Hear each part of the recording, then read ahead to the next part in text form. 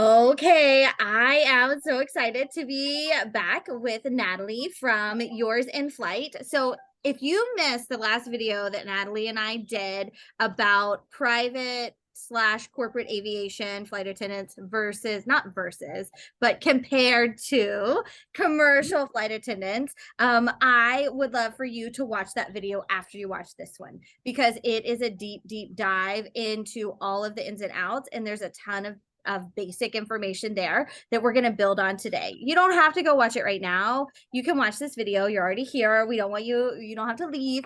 But based on that video, we had a lot of questions that came in. And so we wanted to get back together and do sort of a rapid fire Q&A, answer some of the most common questions that came up after that video was released. So if you don't get your question answered, we all have different backgrounds, different nuances, different situations. Natalie would love it if you reached out to her. She has all the questions. This is what she does, or she has all the answers to your questions. This is what she does. She helps aspiring corporate private flight attendants find their niche, find their sweet spot, create the life and the lifestyle that they're dreaming about on that side of aviation. So she's the girl that knows all of that kind of information and has the contacts and the resources. She's been in the industry for a while, and she came from the commercial side. So if you're a commercial flight attendant, she has been where you've been too, and she's actually made that transition. She has friends, though, that started as private flight attendants that were not commercial flight attendants first. So wherever you are, if you're thinking about that jet set life on the private jet, she's the one that's going to have all the answers, as well as the resources and the information that you need to get your foot in the door, and more than that, build your career. So I'm excited to ask a couple questions. I am too. The first question I have, this is a question I have. What about uniforms? So on the commercial side, it's always like, what uniform is cute? What am I going to wear? So are you issued a uniform, or are you wearing a suit, or is it kind of depending on what you're doing? How do uniforms work? Okay, so I actually enjoy this part of the uniform because there really isn't one. Oh, cool. It's more of finding what fits you as far as a skirt, or is it a dress, or is it pants, or is it a pantsuit, or whatever. And then also it depends upon I depend upon like what kind of day is it going to be like? Is it going to be a long duty day where pants are more appropriate? But basically all of my personal uniforms come from Amazon. And so okay. like a lot of the girls that I've seen posting in the group about what they're wearing for their interview day, that's a lot of the same brands that I wear in private. Okay, so you're just kind of like taking inspiration from what we would consider like a flight attendant look, kind of like what Yes, we do for an interview. So correct.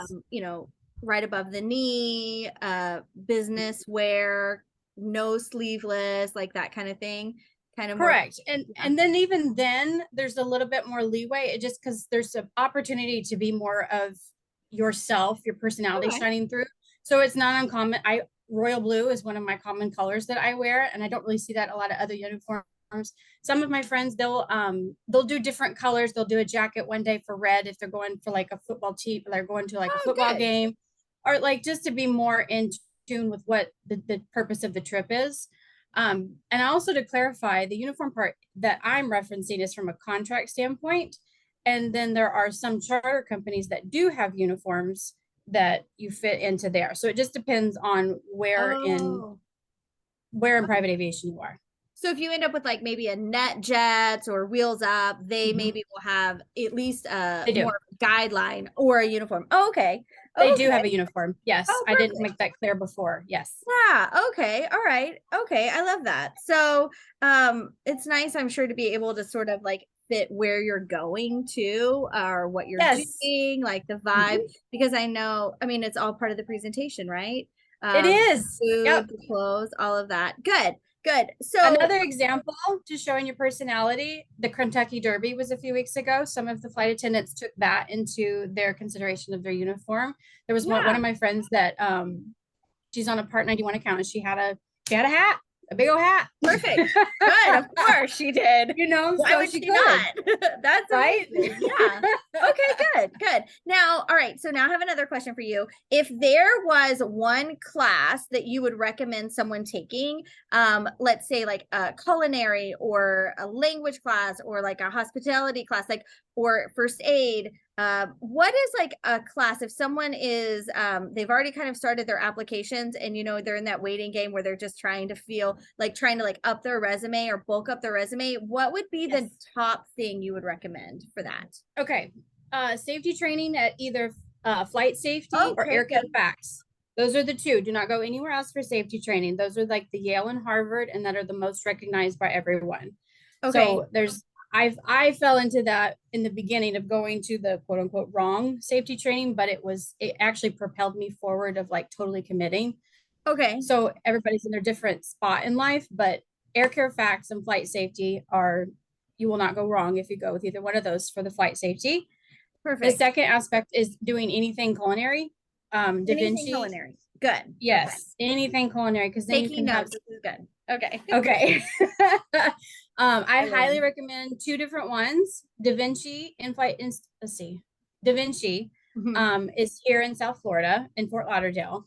And then Corporate School of Etiquette is in California. And those Oh, two are very well recognized. So like you can use names of like, I've been under the tutelage of such and such, whatever person, because both schools have people that have been in the industry for 20, 30 yeah. years. So that says a lot too. Okay, good. Good. Yeah, I love that. So, safety training, if you're in a place where you're getting your safety training, because I know we talked about in the last video, safety Mhm. training to start is not mandatory. Correct. But Correct. you know, as flight Highly attendants, especially encouraged. since we have commercial backgrounds, you and I both are in that Mhm. safety vibe. Like we're like more safety is always better than less. Okay, so that Yes. but then and so I imagine too, what would be your thoughts about if I'm not able to go somewhere? If I go to like my local tech school or take a cooking class or a culinary class or something like that, is all of Mhm. that valuable too, or does it just have to be really formalized? No. If you've got any kind of training experience or skills that you can put down, a catering, if you're thinking more local catering companies, I mean, we've talked about, there was tons of FBOs. There's more FBOs than there are airports, which are the smaller Right. executive airports. So where those are, there's normally a catering company close by. So I have actually encouraged mentees that are trying to break in to get like go volunteer, work on Saturdays, whatever, however schedule it works for you, just to be able to get around the culinary aspect of things. And then also having a taste of aviation and how they package things. And it's Yeah. not bringing out these big old boxes of things, but doing it more that'll fit in the galley. So Right. Okay, good. I love that because I think that that's really helpful for people, especially if you are a commercial flight attendant right now and mhm. you do have like a little bit of downtime or you just have days off and you're not quite ready or in a position where you could just take the time off to go to Fax or go to Da Vinci. Um, Yes. I love that idea of being able to still kind of get your feet wet and see what it's like. Yes. That's really cool. I love that. And Natalie Yeah. and I actually met at Da Vinci. We were there Yeah. for a networking event that they had. Mhm. So both of us are big fans of that school for their culinary training. And even on the commercial side, I knew Da Vinci's name for their culinary training. And they even Yes. offer training if you are a commercial flight attendant and you want to increase your skills. You love working Mhm. first class international, they actually have programs there to even elevate you into the next Yes. level just so that you can provide a more beautiful service on your flights too. So big fan of everything that they're doing over there for sure. And then I cut you off a minute ago. I don't even remember now. Okay. Okay. All right. Good. So now, from the kind of on the same line, if you are a commercial flight attendant, do you need to be a mainline, like first class Delta, to then go to private? Or is all of commercial sort of looked at evenly? Or what are your thoughts on that? When people ask me about coming from commercial, I can say that it really has no weight.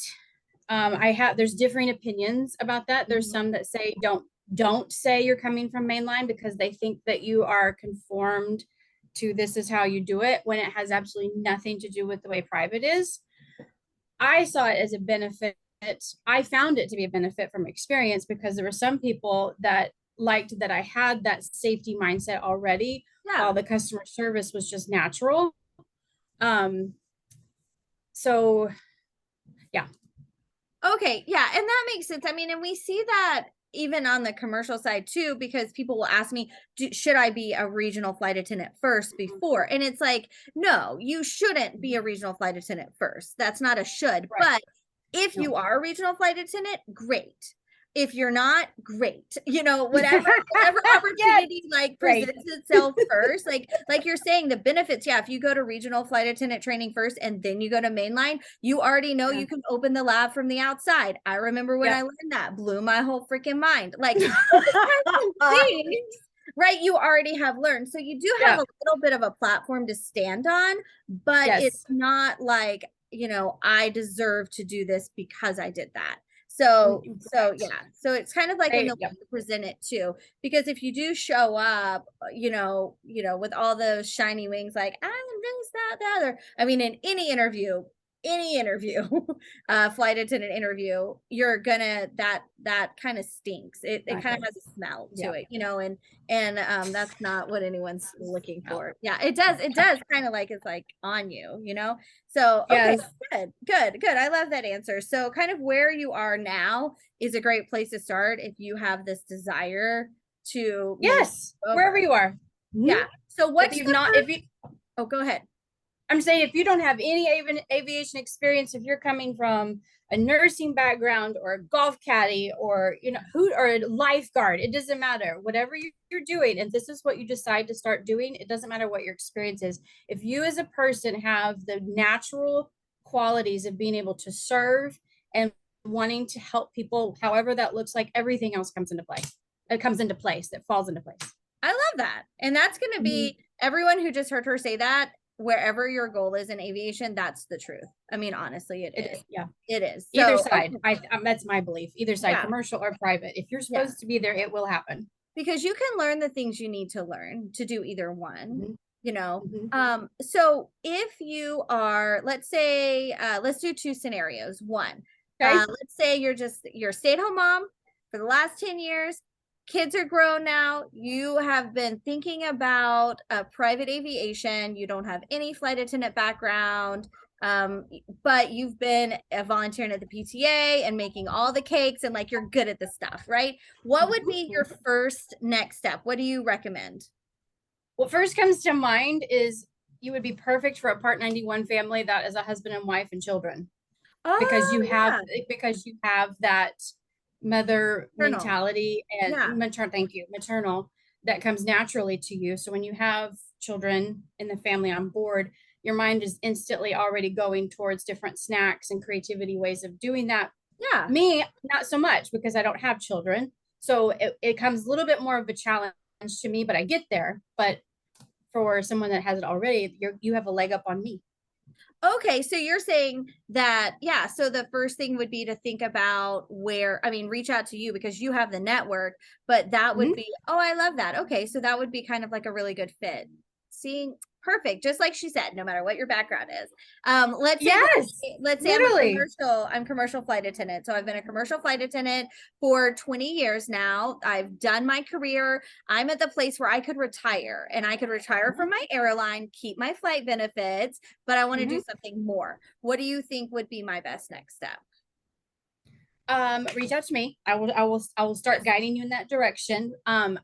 People that are in my mentee program, I start encouraging them to get their feet wet by getting in the industry somehow. And the FBO their local FBO is a fantastic platform to to start being in it, because there's different jobs that you can have in the FBO. You could be a service agent, which is behind the desk, and you're the first face that the client sees whenever they come into the FBO, and you're like the liaison between the client and the flight crew and making sure that they meet. So you never know who you're going to see. Never know who you're going to see in those FBOs. I have friends. I have one specific friend that I'm thinking of that she had that job, and a jet owner came in, loved her so much, Yeah. immediately said, come work for me. So she did. She quit her service agent job and went to fly him for full time. And then there's another job that you can do is be, I don't know the technical, we call them line guys. I know that's not the Yeah. technical I think term it's a for it. line tech, I think is right. Lined, okay, Yeah. maybe. Yeah. I think it's something a tech or something. But it's dirty work, but you learn so much because you're helping get the flight attendant iced coffee and papers. So whenever you're doing that from the FBO and taking it out to the plane, you get to see all these different types of aircraft that if you've never been in aviation and you have no idea what it looks like, never been on a private jet, you get to see all of these private jets. Now, granted, if you have to do it during the sun, during the snow and the rain and all of the things, but you get tips from us. Yeah. So there's that aspect of it too. They don't pay as well, but if you're retired, answering your question and going back to that, if you're retired and you want to just have something else to do and see if this is for you, I suggest go to your local FBO and see if there's something you can do there. I love that. My husband actually did that job during COVID. So that's right. Yeah, so he had that job at a private airport inside of a country club in Key Largo, and so he did all of that and got to see that side of it as well, because he's a ramper, so it was similar, but he learned how to fuel the aircraft, which he didn't know how to do before, and all that other kind of stuff too. So I love that idea. And then I imagine too, you could, if you're retiring, depending on your income need, you could just jump right into FAQs training. Yes, I would highly encourage it.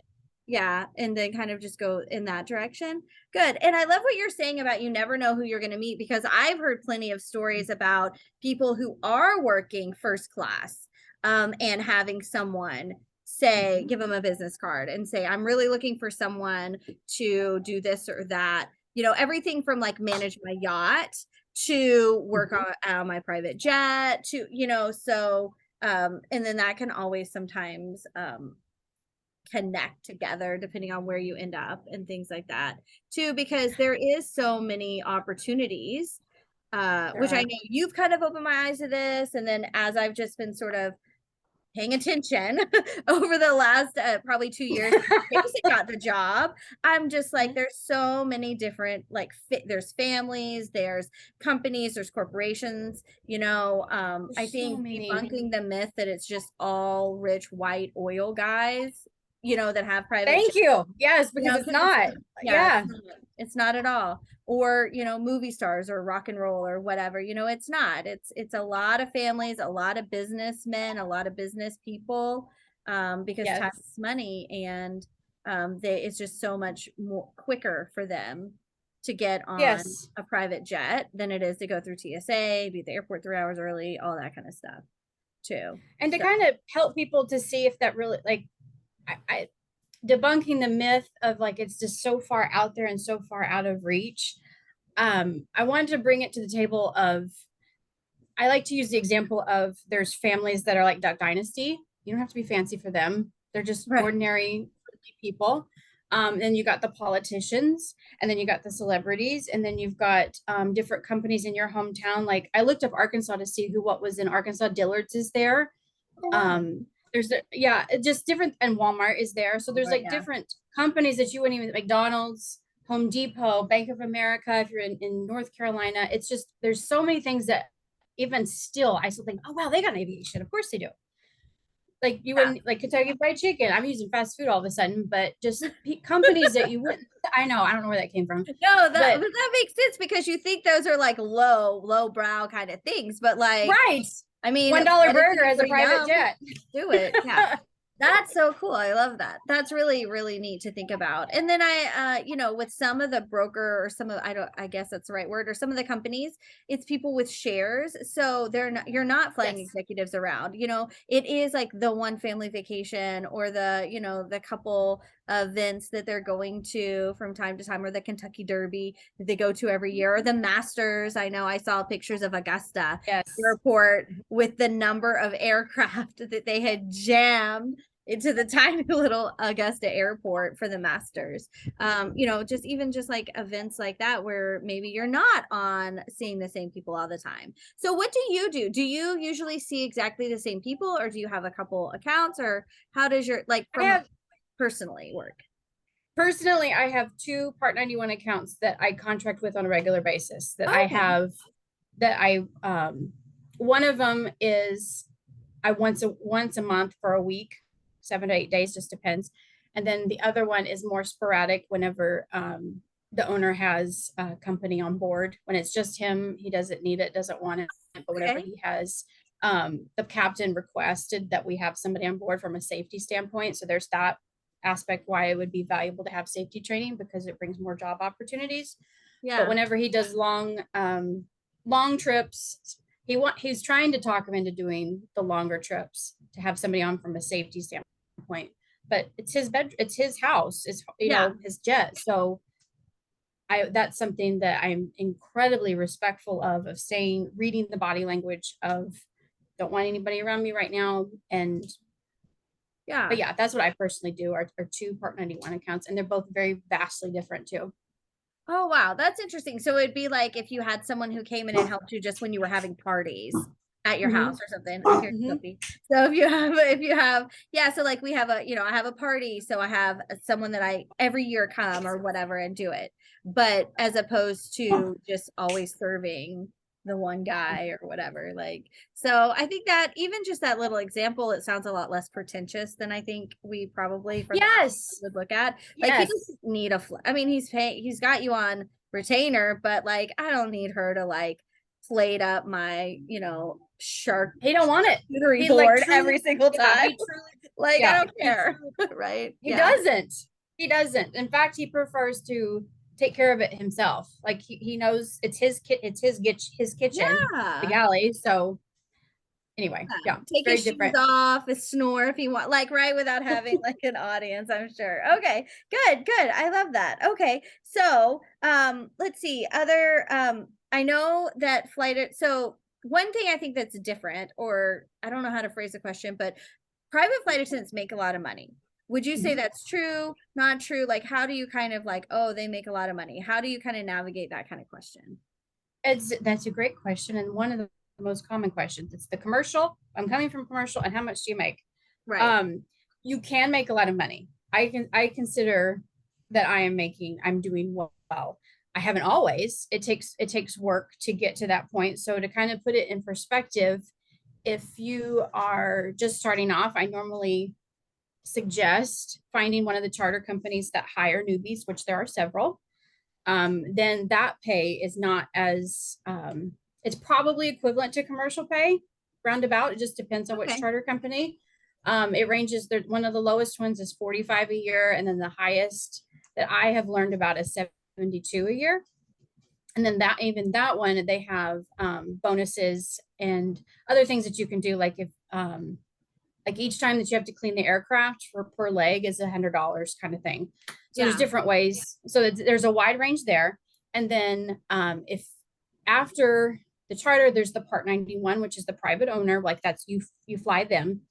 That ranges in the six figures. Starting normally 100 grand is the like bottom. Normally it starts at like 125-ish, and it can go all the way up to 220.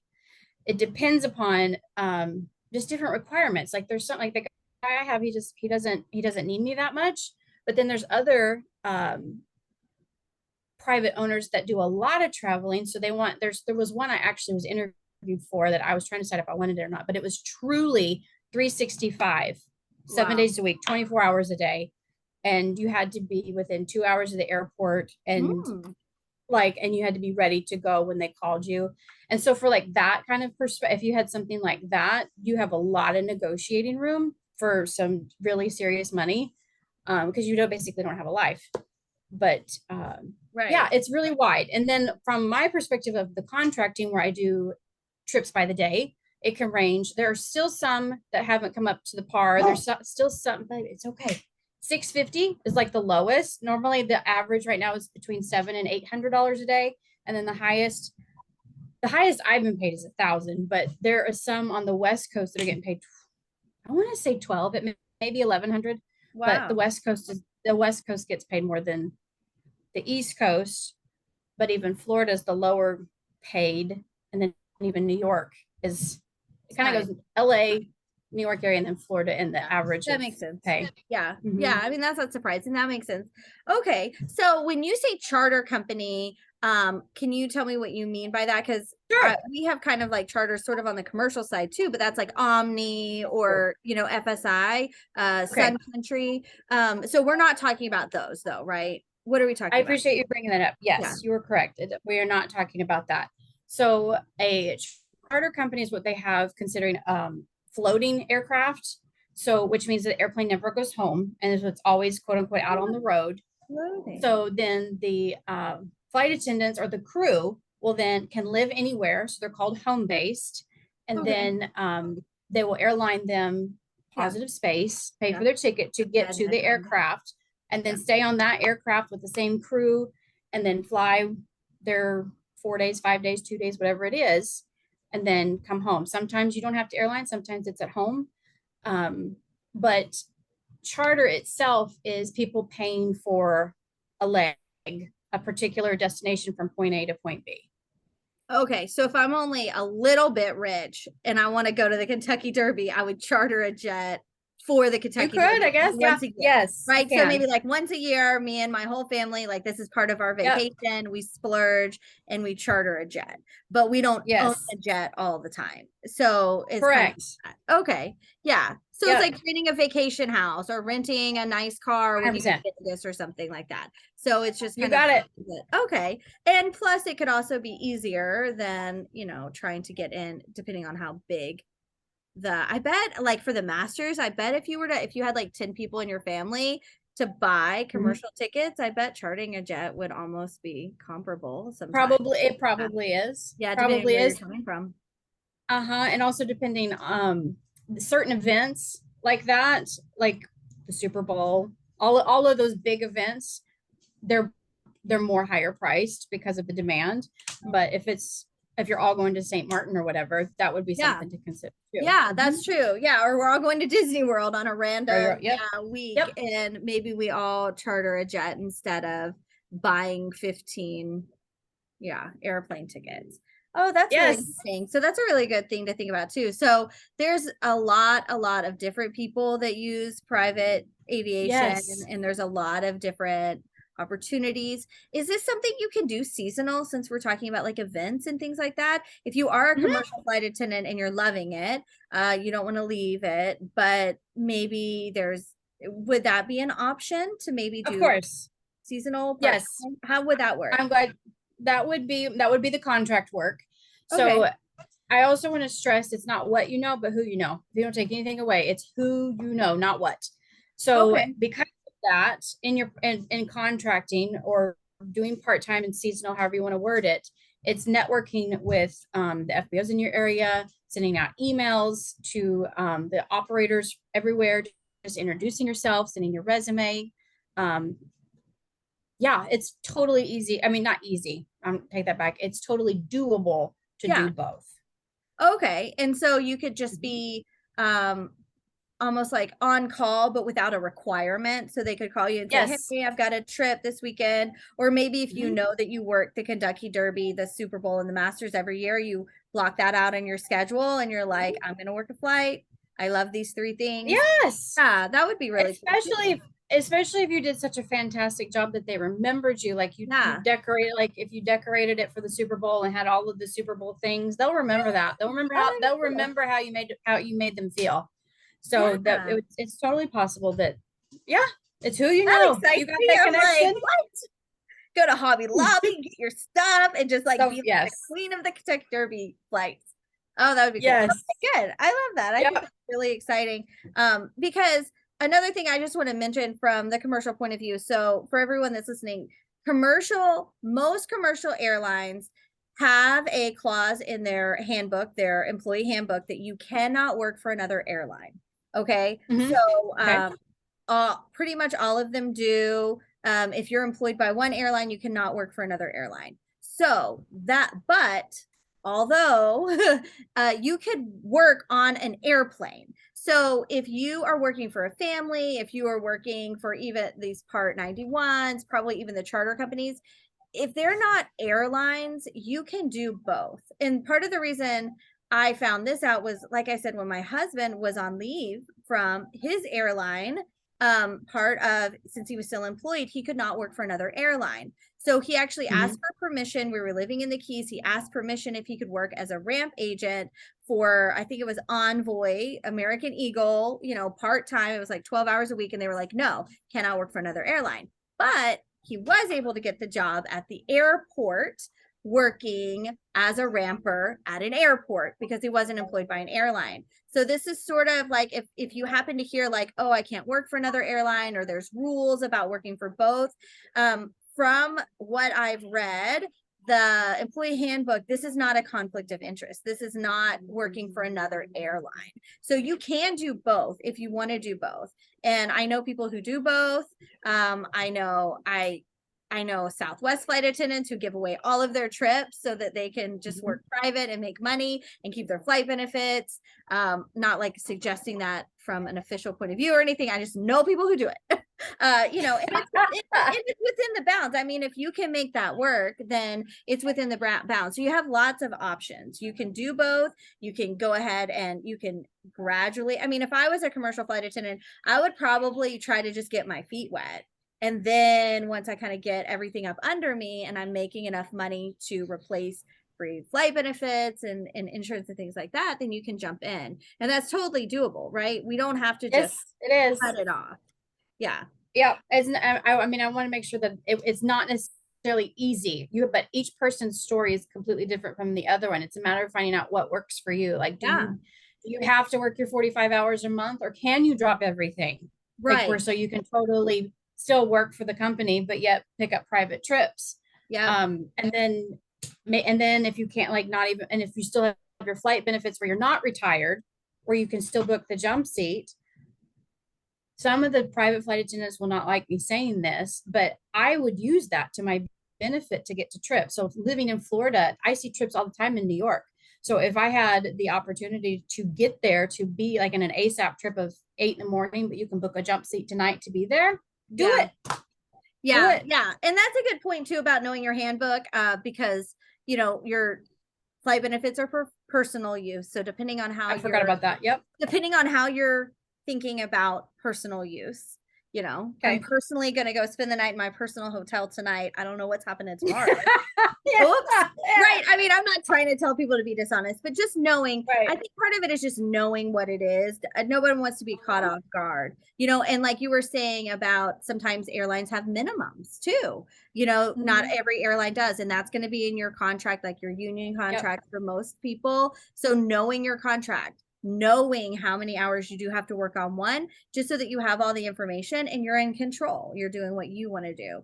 So yeah, I think that that's really smart. Okay, good. I think that's all the questions that I had. So was there anything else that you wanted to share with us? Or anything that was kind of like on the top of your head that you've been thinking about? You are so good at asking questions. I was thinking about halfway through. It's like you do very well of just keeping the conversation rolling. You're able to pick up certain things that I say and make it keep rolling. So I appreciate that. I mean, this flows. Maybe it's our chemistry, Abbie. I don't know. That's it. I think it's because we're just so online besties. Yeah. Yes, my digital bestie. Yes. No, those were the two well, the main thing I was wanting to address was the commercial aspect, because I get asked that all the time, especially from coming from your group. Is clearing that up, that it really has no bearing. You don't have to have private experience, you don't have to have aviation experience at all, and they don't favor you one way or the other if you do or you don't. It just depends on who you're talking to. So the safety, and the other thing was that the safety training that you're getting in commercial has no relevancy to the private safety training. So when you're in the commercial safety training, you're being trained specifically on their aircraft and their doors. When you're in this private safety training, you're being trained mainly on windows, not doors, for one.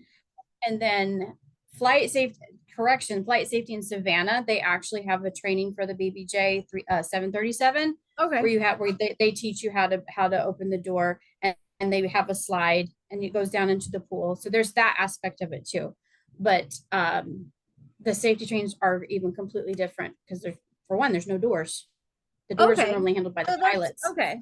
So that's good to know. And I mean, it's helpful because the training that you have is helpful, but it's Sure. not necessarily like it doesn't count. It's like if you when you do Right. go from a regional to a main line, you have to go through training again. And It's you're a learning great way of some of putting the it. yeah, you're learning some of the same things again, but especially if you're going in with no training, the fact, I mean, you do know how to do CPR. You do know how to fight a fire. Like you do know those things. So from a Mhm. real life point of view, I can imagine that they are useful, but they don't necessarily count as being certified. The certification Sure. doesn't follow you. Yeah. I will say this after whenever when I went through my initial and they were teaching us commands, it is different, so different in private because it's more of a conversation. You know, in commercial, it is like 1, 2, 3, 4, yelling. And Yeah. so setting that back when that was so ingrained in me, even if it was several years before, it still comes up. So my point behind this is whenever I see people in the safety training that have had, I can tell between the commercial and who have had no safety training. It's not because it's not ingrained in them. And when you go through a commercial training like that, you just don't forget it. Like you, Right. Oh yeah. even if it was several years ago, it was so ingrained in you that Yes. it just becomes 100%. yeah. Yeah. Like I almost got, I tried not, I had to work on not being frustrated with them because it was like, it was just more of a like, come this way. Let's leave everything. And I'm like, what? Would What's you wrong with like you? to No. evacuate the burning aircraft? Would Or you like, stay even a though we few are minutes? burning, let's go, you know? I mean, it's Yeah. not a choice. That's Yeah. funny. I can But so imagine. that's why I personally think it has some kind of benefit. It's not necessary. Hear me say it's not a Right. No. requirement. But I think it has some benefit because you have that instilled in you from Yeah. before. Yeah. Yeah. I can see that. I mean, and the same would be like from nursing, you know, like your nursing certification doesn't make you a certified flight attendant, but like you know what is going on. Like you know Yes. what you know. Yeah. Yeah. Yes. Yeah. Okay, Yes. good. I love that. Okay, so Natalie has a whole mentor program, a whole Mhm. system set up to get you connected to who you need to be connected to teach you what you need to Mhm. know, writing your Mhm. resume, meeting who you need to meet, telling you over and over again that you don't have to move, that you can do it from where you are, right? All of Yes. the stuff that you need to know Mhm.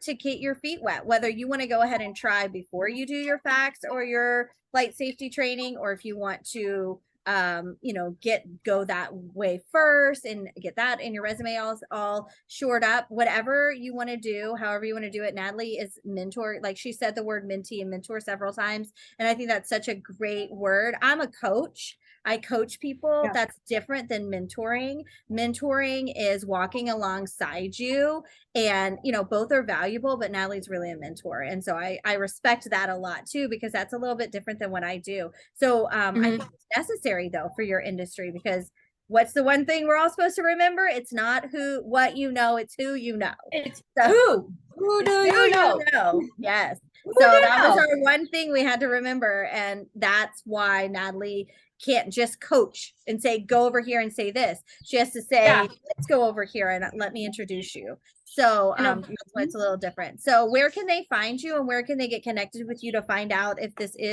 if the timing is right for this? Yes. You said that so well. Thank you. You're hired. You can be my PR. Okay. She says no, thank you. No My PR. no PR. yoursinflight.com/VIP. That's where you can find it. And then I have it priced at a $597. And then I have Okay. a 10 discount code, which is flight. And I'm sure Oh you'll put it yes. all in the Yeah. description for them. Yes. And I want to emphasize that this, you guys, I'm still creating my founding members, my founding Oh group yeah. to learn from as far as like what I'm missing. Like, because when I'm in it, it's anybody. When you're in something, you don't necessarily see what you see every day. So I'm learning questions that they're asking me and what I need to add. And I'm mentoring these first few people. I won't be able to do that forever because I expect this to grow. and then it will turn into coaching. You did so well explaining that, the difference between the two. But the mentoring aspect is, in this particular industry, it's very important. I have mentors that have been flying 20 years. One is 20 years and the other one's 35. And I still visit with them all the time about things that they are precious people in my life because they have such a wealth of knowledge. And I'm like, I have still so much to learn. Like you, I am learning all the time still. But yeah, and I did it at a price that it's not, it puts skin in the game. So to show that are you really committed to even try? And then at the same time, it's not expensive as far as breaking the bank. And then when I help you get your first flight, if you put in the work, you get your payback instantly the first day. Yeah. Because I mean, you already told us kind of what the daily rates are. So even if this gets one job, you're going to come out ahead, right? And that's only the beginning. So even if you're just thinking about it and you're like, let me try it, or even if you liked my idea of like, I only work the masters in Kentucky Derby, you know, even that. Yeah, I'll help you figure that out, figure out how to do it. You will make it back. You'll make it back as soon as you work your first flight. I love that we get our uniforms on Amazon. It sounds like, you know, we do. The investment, even from that point of view, is on the lower side. So there's different things you can do as you start to make some money. Take a couple culinary classes, all sorts of different things to just get better and better, because that's how you're making more and more money, finding your niche. Another thing I think is important that you said, that you just sort of like mentioned it, but I want y'all to hear what she said. She was trying to decide whether or not she wanted to take that job. So that's very different than us, right? Commercial, we're on reserve, crew scheduling calls us, we take that job. You know, we don't say like, you know, it is snowing in Buffalo, I only do Buffalo. Right? We can't, you don't say that. So, but she was like deciding, because she knows there'll be another opportunity, and she knows that it's, no matter how much money somebody pays you, it's not worth it unless it's what you want to be doing. So she was trying to decide, they were deciding if she was a good fit, but she also wasn't even sure if she was going to do it, even though it would have been a bunch of money and a bunch of, you know, cool opportunities. She gets to decide. And I think that that's something, if you're feeling a little burnt out with commercial and not being able to do what you want to do, and you want a little more freedom, then this could be a solution for you too, to do something like this. So well, thank you for bringing it up. I glazed right over it. Like I didn't even. Yeah, but it's so different. I mean, it is. That is very same. Yes. Yeah, it's so different. Bringing back to my attention what I see every day. I will emphasize this part though. When you're first starting out, you don't say no. What matter what you don't say no, because you want that experience to be able to put on, like just one trip will be able to help you put certain things on your resume that people will want to see. Yeah. But now, after being in it a while, I know what's good and what's not. Yeah. Like how they treat their crew. Are they honorable about duty times? Do they pay them well? If they don't pay well, why? There's a reason why they don't pay well. Yeah. Yeah, it's I have blacklist people. Okay, yeah. And I mean, and I imagine too, for some, I mean, even like we even talked about, like some people probably just don't do well with kids. They're like, I'm not, like, that's not where I'm the best. And some people are like, I don't love doing raw vegan. I'd rather do a charcuterie board or whatever. Like, you know, it's like, what are you good at? And that's another thing too, if you have any kind of culinary specialties too, even if it's from your personal life. You have a child that has allergies and you are the best dairy-free baker in town. I mean, all of that's valuable for, you know, there's going to be another family that needs things like that. So we could keep talking. So we'll have to do this again, because maybe we'll talk about like culinary, or about presentation, or maybe about like day in the life, like what you're actually doing day to day. I think that would be really fun. That would be fun. I just take you from like the next one. What does the day look like from start to finish? Like check in and all, because I follow a bunch of people on LinkedIn that and they're always doing pictures of their little displays and the little things. So okay, well, we can't talk about it now. We'll get together next time. So y'all be watching for the next video will come out, and we'll talk about kind of like day in the life and like what her actual duties are throughout the day as a private flight attendant. I think that would be really fun. I love that. But in the meantime, if this spoke to you, please reach out to Natalie. Reach out and ask a question. Or if you're like, you know what, they're right, one trip makes back my investment, let's just dive in. Please go to yoursinflight.com/VIP. Yes, then use code /VIP. // it's in the description. Use Yes, code, it is. There we go. yeah, use code flight as your coupon code. That's special for Flight Attendant Career Connection. She gave that to us. So use the coupon code, and yeah, I think that's it. Thank you for your time, Natalie. It was really nice to talk to you again. So, and Yes. I'll hopefully soon. Okay.